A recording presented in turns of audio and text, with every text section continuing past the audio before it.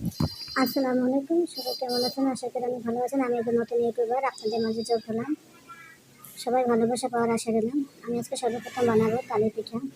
আমি এটা রাইস কুকারে ভাপা দিয়ে বানাবো। সেজন্য 1.5 কাপ পরিমাণ তালের রস নিয়েছি, ভালো করে জাল করে ঘন করে দিয়েছি। হাফ কাপ চিনি, হাফ কাপ নারকেল কোড়া দিয়ে ভালো করে মিশিয়ে নেব হ্যান্ড ব্রেস দিয়ে।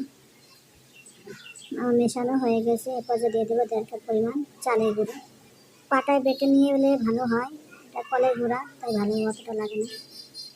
দিয়েছে 1 চা চামচ বেকিং পাউডার, স্বাদ মতন লবণ।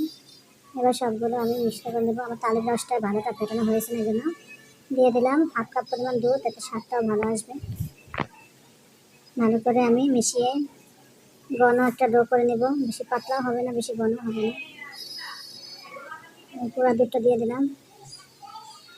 এবার আমি স্টেনারে, ছোটো ছোটো স্টেনারে তেল ব্রাশ করে এবার আমি দিয়ে দেবো